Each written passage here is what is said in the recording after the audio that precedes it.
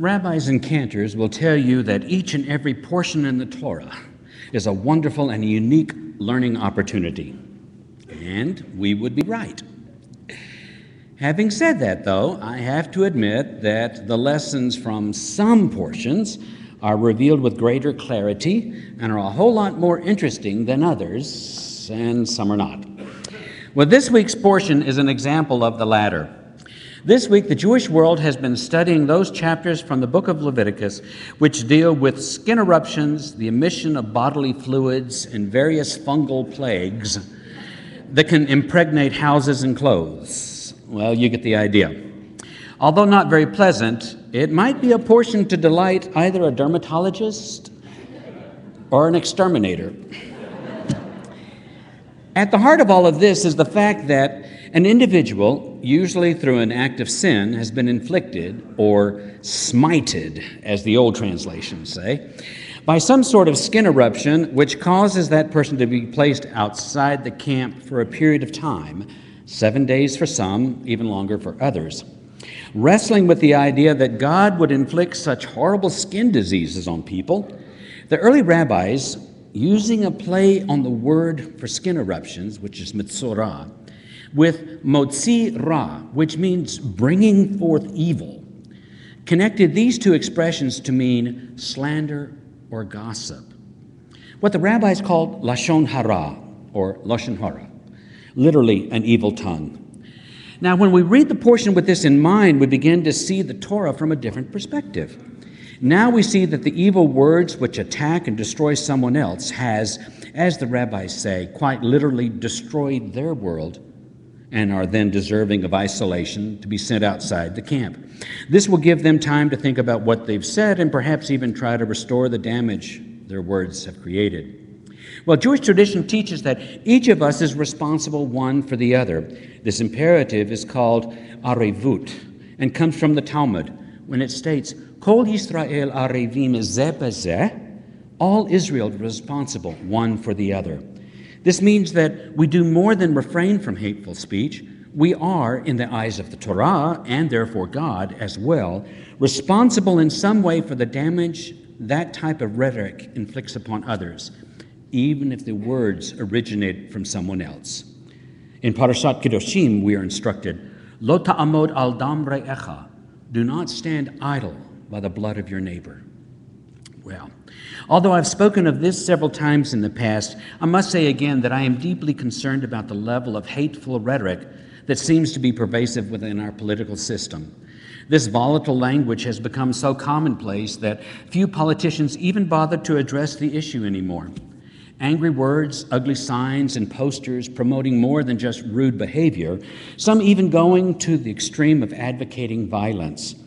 For me, it seems that all of this was intended for only one purpose: to destroy the reputation of anyone who disagreed or opposed someone else's point of view. The shooting rampage in Tucson, Arizona, that left 6 dead and 14 others wounded, including Democratic Representative Gabriela Giffords, is merely a momentary spike in an ever-spiraling downward trend in unhealthy and uncivil conduct in the political arena.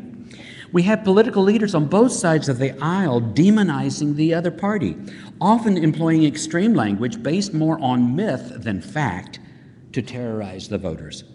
The early rabbis were all too aware that what we say has a real and physical impact on other people.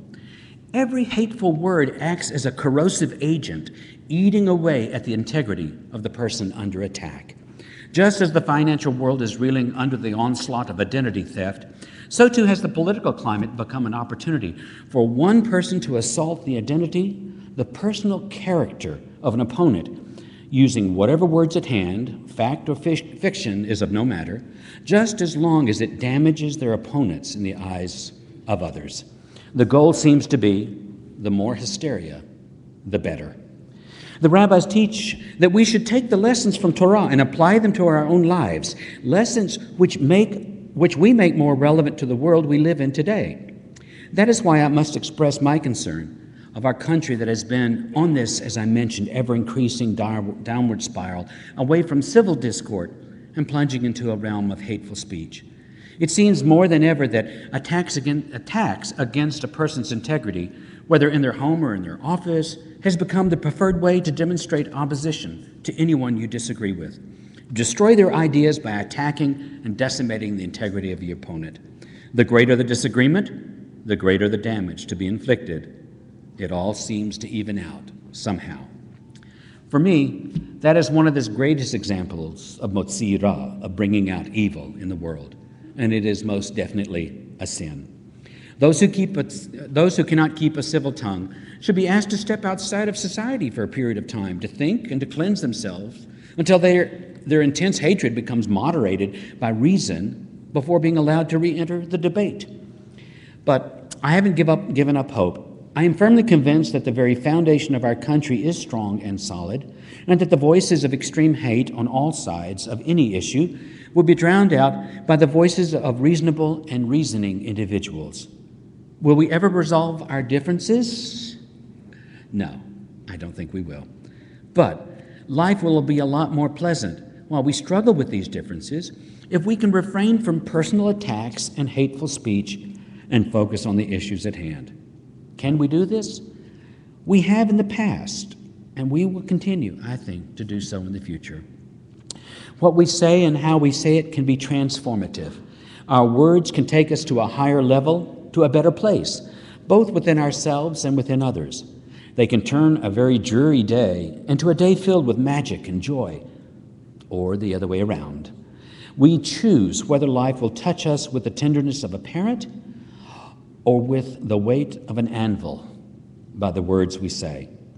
As we move into this Shabbat, it is my hope and prayer that for each of us, when we are engaged in debates on important issues facing our country, that our words will be as in the passage from our prayer book. May the words of my mouth be acceptable to you, O Lord, and to everyone else around me as well. And to this, perhaps, we can all say, Amen.